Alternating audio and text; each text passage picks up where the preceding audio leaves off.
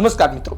બગદાણા બબાલ એટલે કે છેલ્લા થોડા દિવસોથી એક ક્રાઇમ ઘટના ખૂબ ચર્ચામાં છે કે જેણે કોળી સમાજને એક કર્યો, જેણે કોળી સમાજના ધારાસભ્યોને એક કર્યા, જેણે કોળી સમાજના ધારાસભ્યોને સાંસદોને ગાંધીનગર સુધી લંબાવ્યા. સીએમને સમય આપવો પડ્યો અને એસઆઈટીની રચના કરવી પડી, પીઆઈ ડીવી ડાંગરની બદલી કરવી પડી. આ ક્રાઇમ સ્ટોરી એટલા માટે પણ ચર્ચામાં છે કારણ કે આની પાછળ મોટા ચહેરાઓ છે, આની સાથે જોડાયેલા મોટા ચહેરાઓ છે, આની સાથે ચર્ચા મોટા ચહેરાઓની થઈ રહી છે. આ કારણે પણ ખૂબ લોકો આ વિશે વાત જાણવા માટે ઈચ્છુક છે કે હવે શું થશે.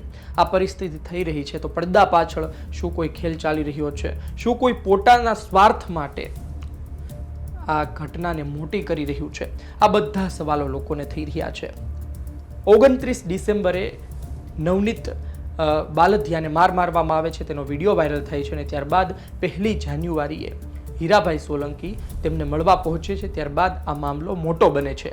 હીરા સોલંકીએ એ પણ સાબિત કરી દીધું કે હું મળવા પહોંચું, કોઈ આંદોલનની કમાન હાથમાં લઉં તો ત્યારબાદ ક્યાં સુધી એ મામલો પહોંચી શકે અને કેટલા લોકો તેને સાથ આપી શકે એનો પુરાવો છે.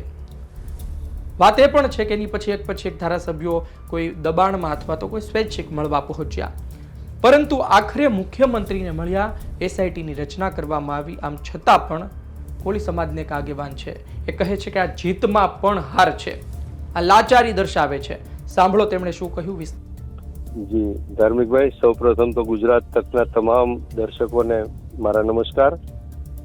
તમે જે સવાલ કર્યો ધાર્મિકભાઈ, ખરેખર જે કોળી સમાજના દિગ્ગજ નેતાઓ ગાંધીનગર ખાતે ગૃહમંત્રી અને મુખ્યમંત્રીને રજૂઆત કરવા ગયા, ખૂબ સારી વાત છે. અને ખરેખર અત્યારે એવું લાગે છે વર્ષો પછી કે કોળી સમાજના જે શાસક પક્ષના અમારા નેતાઓ છે, ધારાસભ્યો, સંસદ સભ્યો, મંત્રીઓ, આ લોકો એક થઈ અને એક જે કોળી સમાજના યુવાન સાથે જે અત્યાચાર થયો, બર્બરતાપૂર્વક એને જે મારવામાં આવ્યા, તેને લઈને જે રજૂઆત કરવા ગયા, એ ખૂબ સારી વાત છે. સમાજ માટે પણ સારી વાત છે અને હું પણ એમાં ખૂબ ખુશ છું. પરંતુ આ બાબતે મારે એટલું જ કહેવું છે ધાર્મિકભાઈ કે ગુજરાતની અંદર જે રીતે કાયદો અને વ્યવસ્થા એના લીરા ઉડી ગયા છે, ગુજરાતની અંદર જે રીતે યુપી અને બિહાર કરતા બદતર પરિસ્થિતિ ગુજરાતની અત્યારે હાલની છે, એ પ્રમાણે આજે તમે જોયું કે બગદાણાનો જે યુવાન છે એને બહુ સામાન્ય બાબતની અંદર જે રીતે ઢોર મારવામાં આવ્યો, બેરહેમીથી એના ઉપર હિચકારો, જીવલેણ હુમલો કરવામાં આવ્યો અને એમાં એના કહેવા પ્રમાણે એની ફરિયાદ પોલીસ દ્વારા લેવામાં ન આવી. પોલીસ અધિકારીઓ ક્યાંક ને ક્યાંક આરોપીઓને છાવરતા હોય, આરોપીઓને બચાવવાના પ્રયત્ન કરતા હોય, એવા આક્ષેપો નવનીતભાઈ જાહેરમાં દરેક ચેનલોમાં, મીડિયામાં પોતે અનેક વાર કહી ચૂક્યા છે. ત્યારે મારે દુઃખ સાથે કહેવું પડે છે કે આજે મંત્રી કક્ષાના લોકો ભાવનગરની અંદર હોય, અમારા સમાજની અંદર હોય અને ખાસ કરીને આ નવનીતભાઈને ન્યાય અપાવવા માટે છેક ગાંધીનગર ગૃહમંત્રી અને મુખ્યમંત્રીને મળવા જવું પડે, એને રજૂઆત કરવા જવું પડે. મારી ભાષામાં હું કહું તો ન્યાયની ભીખ માંગવા જવું પડે. એ અમારા કોળી સમાજની અને ગુજરાતની જનતાની કમનસીબી છે ધાર્મિકભાઈ. કારણ કે આ લેવલના જે નેતાઓ અમારા છે, મંત્રી કક્ષાના નેતાઓ છે, જે સત્તા સ્થાને બેઠા છે, સરકારમાં બેઠા છે, એ લોકોને અહીંના આઈજી અને એસપી એને ખાલી આદેશ કરવાનો હોય કે ભાઈ તમે આ ઘટના જે ઘટી છે એમાં ન્યાયિક તપાસ કરો. અને ખાસ કરીને નવનીતભાઈએ તો પુરાવા સાથે બધું રજૂ કર્યું છે. અને મને તો એવું લાગે છે કે આજે તમને કહો 15 ધારાસભ્યો, સંસદ સભ્યો, મંત્રીઓ, આ લોકોને મોટું જૂથ લઈને, મોટી ટીમ લઈને છે ગાંધીનગર જવું પડે, રજૂઆત કરવું પડે, રોડે ચડવું પડે. એટલા સત્તામાં બેઠેલા નેતાઓને તો એ તો ખૂબ જ દુઃખની બાબત છે. અને ચિંતાજનક વિષય છે. જ્યારે 1 જાન્યુઆરી હીરાભાઈ ત્યાં ગયા પછી તો પીઆઈ ને પણ બદલી કરી દેવામાં આવી, ડીવી ડાંગરની, અને આ સાથે આરોપીનું રિકન્સ્ટ્રક્શન કરવામાં આવ્યું, જેમાં આરોપીઓને ખૂબ માર મારવામાં આવ્યો હોય એવું પણ આપણે જોયું. તો શું એ તાકાત ના ગણી શકાય? ધાર્મિકભાઈ, આપણા હીરાભાઈ ત્યાં ગયા, બહુ સારી વાત છે, પરંતુ મારે તમને એ કહેવું છે કે પીઆઈ ની બદલી કરવાથી શું થઈ જવાનું છે? પીઆઈ ની બદલી એનાથી આ નવનીતભાઈ ને ન્યાય મળી જવાનો છે. પીઆઈ છે એ હોય કે જે ડીવાયએસપી છે મેડમ, આ લોકોની આમાં ક્યાંક ને ક્યાંક આરોપીઓને બચાવવાના એના ઉપર આક્ષેપો થયા છે. તો હું તો એવું કઉ છું કે તપાસ એવી થવી જોઈએ, માંગણી એવી થવી જોઈએ કે જે આ પોલીસ અધિકારીઓ છે એ લોકો જો આમાં સંડોવાયેલા હોય, એને આરોપીઓને બચાવવાના પ્રયત્નો કર્યા હોય, અને હમણાં તો મેં એવું જાણ્યું કે નવનીતભાઈ એવું બોલતા હતા કે ભાઈ મારો દીકરો ત્યાં પુરાવા રજૂ કરવા ગયો, ત્યાં કોઈ ઝાલા મેડમ છે એ એવું બોલતા હતા કે તારા પપ્પાને સમજાવ કે આ બધું રાજકારણ બંધ કરે. તો ક્યાંક ને ક્યાંક આ પોલીસ અધિકારીઓની, આ ભાજપના શાસનમાં પોલીસ અધિકારીઓની સંડોવણી આમાં ક્યાંક ને ક્યાંક સામે આવે છે. અને ખાસ કરીને ભાવનગરના એસપી પાંડે સાહેબ અને ગૌતમ પરમાર સાહેબ, આઈજી સાહેબ છે, આ લોકોની ઉપર પણ ક્યાંક ને ક્યાંક શંકાની 100% રહી છે.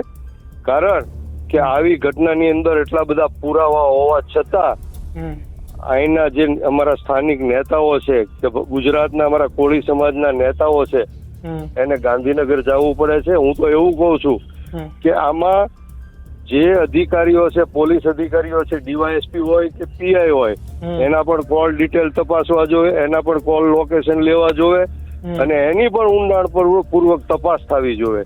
અને જો એ લોકોની આમાં સંડોવણી સાબિત થાય તો એને પણ આ આરોપીઓની સાથોસાથ એને પણ આરોપી તરીકે એમાં જોડવા જોઈએ. રાજુભાઈ, તમે શું મુખ્યમંત્રીને રજૂઆત કરવા જશો, અથવા તો તમે કોળી સમાજના અન્ય આગેવાનો જે ભાજપમાં ન જોડાયેલા હોય તેમને લઈને જશો? કારણ કે ભૂતકાળમાં મુખ્યમંત્રીને આમ આદમી પાર્ટીના નેતાઓ મળવા ગયા હતા, એ ખેડૂતોના આંદોલનને લઈને બાબત હોય, પછી ત્યાં જીતુભાઈને ગળે પણ લાગ્યા હતા નેતાઓ આમ આદમી પાર્ટીના. તો તમે શું આવનાર સમયમાં જશો? હવે અમે રજૂઆત કરવા નહીં જઈએ. જો નવનીતભાઈને અને એના પરિવારને ન્યાય નહીં મળે તો અમે સમગ્ર ગુજરાતની અંદર કોળી અને ઠાકોર સમાજનું ખૂબ મોટા પાયે આંદોલન કરવા જઈ રહ્યા છીએ. અને આવી એસઆઈટી ની રચના કે આવા પીઆઈ ની બદલી કરવી, એનાથી નવનીતભાઈને કોઈ ન્યાય મળી જવાનો નથી.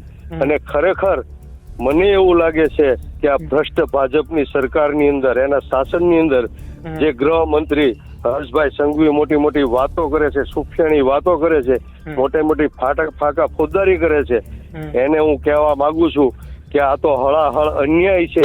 હવે કોળી સમાજ જાગૃત થઈ ગયો છે, અને આવું બધું તમને કહું, ગાંધીનગર જઈને રજૂઆત ને આ તેને એમાં સમય પસાર કરવા સિવાય બીજી કોઈ વાત નથી.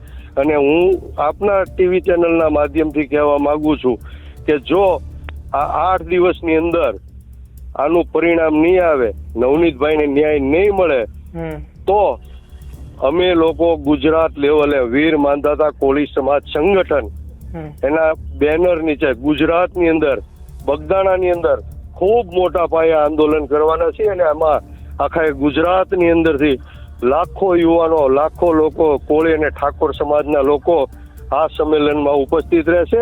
અને અમારા હક અને અધિકાર માટે, ન્યાય માટે અમે લડત લડવાના છીએ.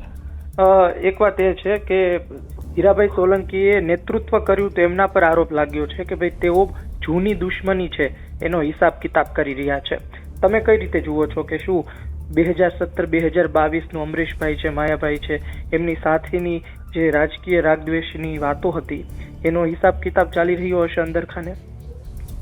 ધાર્મિકભાઈ, મને એ તો નથી ખબર એની શું દુશ્મની હતી કે શું એનો હિસાબ કિતાબ છે, પરંતુ મને એટલી ચોક્કસ ખબર છે કે નવનીતભાઈ સાથે જે ઘટના ઘટી છે એમાં 100% નવનીતભાઈને ન્યાય મળવો જોઈએ. અને આમાં પોલીસની અને સરકારની ઢીલી નીતિ હોય એવું ચોક્કસપણે દેખાય છે. બાકી એટલા મંત્રીઓને ત્યાં જવું ન પડવું જોઈએ, અને ત્યાં જઈને રજૂઆત કરે એ અમારા માટે શરમજનક બાબત છે. મંત્રી અને કેબિનેટ મંત્રી કક્ષાના કેન્દ્રીય મંત્રી કક્ષાના જે અમારા નેતાઓ છે એને ન્યાયની ભીખ માંગવા માટે મુખ્યમંત્રી આગળ જવું પડે ગુજરાતની અંદર. એ અમારા કોળી સમાજને વારંવાર જે અત્યાચાર ને અન્યાયનો ભોગ બનેલો આ સમાજ છે, ત્યારે તો મારે એટલું જ પૂછવું છે કે શું વારંવાર કોળી સમાજ ઉપર અન્યાય ને અત્યાચાર થાય ત્યારે તમે ન્યાય ને હક માંગવા માટે વારંવાર તમારે ગાંધીનગર આવી રીતે ડેલિગેશન લઈને જવું પડશે? ક્યારે કોળી સમાજ ઉપર અન્યાય ને અત્યાચાર બંધ કરીને કરાવશો? હવે રાજુભાઈ, છેલ્લો સવાલ એ પણ પૂછી લઉં સાથે કે લોકો એ પણ સવાલ કરે છે કે ભાઈ નવનીતભાઈએ ફોન કર્યો માયાભાઈને કે તમે ખોટું બોલ્યા છો, પણ શું તમને પણ એવું લાગે છે કે નવનીતભાઈએ કોઈ વ્યક્તિના કહેવાથી ફોન કર્યો? કારણ કે ટ્રસ્ટમાં યોગેશભાઈ સાગરને મેનેજિંગ ટ્રસ્ટી કહે કે પછી ટ્રસ્ટી કહે, એ બની તો નથી જવાના, તો પછી એમને વધારે કહેવાય ગયું માયાભાઈથી. અને વાત એ નથી, વાત એ છે, મૂળ વાત એ છે, હજી મોટા ભાગના લોકોને ખ્યાલ નથી કે બગદાણા આશ્રમ છે ને એની ઉપર ખૂબ મોટા પાયે કંઈક અંદરખાને રંધાઈ રહ્યું છે.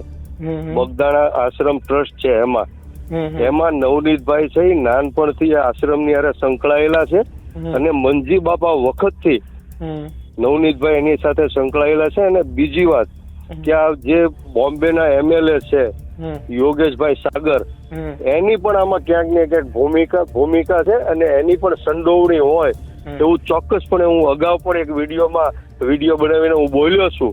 અને ખાસ કરીને આજે પણ હું કહેવા માંગુ છું, પોલીસ અધિકારીઓને કહેવા માંગુ છું, પ્રશાસનને કહેવા માંગુ છું કે આ જે યોગેશભાઈ સાગર છે એની પણ તપાસ કરવામાં આવે, એના પણ કોલ ડિટેલ અને કોલ રેકોર્ડિંગ તપાસવામાં આવે, ચેક કરવામાં આવે, જેથી કરીને આ ઘટનાની પાછળ આશ્રમના ટ્રસ્ટીઓનો તો હાથ નથી ને. કારણ કે નવનીતભાઈ છે એ ઘણા સમયથી લડતા હતા, અવારનવાર બગદાણા ગામના લોકો અને નવનીતભાઈ મારી પાસે રજૂઆત આ બાબતે કરવા આવેલા છે. અને આના પહેલા આ ઝાલા સાહેબ હોય કે ડાંગર સાહેબ હોય એની સાથે મેં ચર્ચા પણ કરેલી કે તમે આ ગરીબ માણસો જે પોતાના પરિવારનું ગુજરાન ચલાવવા માટે પેટ રળવા માટે એ લોકો જે ધંધો કરે છે નાનો મોટો, ચૂંદડી વેચે, પ્રસાદી વેચે, ચા પાણીના સ્ટોલ હોય, આવા લોકોને તમે પરેશાન ન કરો, એને હેરાન ન કરો. એને વર્ષોથી ધંધો કરે છે. અને આ જ ગામના જયારે બજરંગદાસ બાપા પોતે અહીંયા શરૂઆત કરી ત્યારના આ લોકો સેવા કરે છે. મૂળ વાત તો એ છે ધાર્મિકભાઈ કે આખા ભાવનગર જિલ્લામાંથી કોળી સમાજના લોકો આ આશ્રમની અંદર સેવા કરે છે, નિસ્વાર્થ ભાવે સેવા કરે છે. એ લોકો રસોડામાં કામ કરે છે, સફાઈનું કામ કરે છે, અનેક કામો કરે છે, વાસણો ધોવે છે. તો આવા સેવાભાવી લોકોની હારે આવો અન્યાય ને અત્યાચાર ક્યારેય સાક્ષી ન લેવાય. ને આમાં જે નવનીતભાઈ બાલદિયા છે તેના પર 3 FIR સામે આવી છે, માટીને લઈને અલગ અલગ ને એમણે પણ કોઈને લાકડીના ઘા માર્યા હતા, એ પ્રકારની FIR જૂની 2020ની સામે આવી છે. હવે તો એ બાબતે જે આગેવાનો લડત લડી રહ્યા છે એ જ્યારે જાણે ત્યારે એમને શું એનો હોસલો ઢીલો પડતો હોય છે કે એ શું વિચારતા હોય ત્યારે? નવનીતભાઈ બાલદિયા હોય, રાજુભાઈ સોલંકી હોય, બ્રિજરાજ સોલંકી હોય, કોઈ પણ હોય, એ લોકો કાયદાનું ઉલ્લંઘન કરે, કાયદો હાથમાં લેવાની વાત કરે, એની ઉપર કોઈ પણ અસામાજિક પ્રવૃત્તિ કરે તો તમામ લોકો ઉપર, આ ભારત દેશના નાગરિકો ઉપર બંધારણ પ્રમાણે, સંવિધાન પ્રમાણે, કાયદાને વ્યવસ્થા પ્રમાણે એના ઉપર પણ કાર્યવાહી થવી જોઈએ. એમાં હું બિલકુલ નવનીતભાઈની ફેવર નથી કરતો. અને નવનીતભાઈ ઉપર જ્યાં જ્યાં આક્ષેપો થયા હોય, આરોપો થયા હોય તો એની પણ તપાસ થવી જોઈએ. જી રાજુભાઈ, આપ અમારી સાથે જોડાયા અને આપે ખુલ્લા મને વાત કરી, ધન્યવાદ. આપે સાંભળ્યું કે નવનીત બાલદિયાને લઈને, સમગ્ર પ્રકરણને લઈને, આંદોલનને લઈને રાજુભાઈ સોલંકીએ શું વાત કરી. આટલો મોટો સમાજ આમ છતાં પણ ગરગડવું પડે, આમ છતાં પણ આ લાચારી. ખેર, જોયા આવનાર સમયમાં વધુ શું સમાચાર સામે આવે છે. આપનું શું કહેવું છે કોમેન્ટ બોક્સમાં જરૂરથી જણાવજો. શું ખરા અર્થમાં આ ટ્રસ્ટનો કોઈ ડખો છે? શું ખરા અર્થમાં યોગેશ સાગર અને નવનીત બાલદિયા વચ્ચે 36નો આંકડો છે? એનું કારણ શું છે એ હવે અમે આવનાર દિવસોમાં, આવનાર વિડીયોમાં આપને જણાવીશું. ગુજરાત તક જોતા રહો. આપનો અભિપ્રાય કોમેન્ટ બોક્સમાં જરૂરથી લખજો. ધન્યવાદ.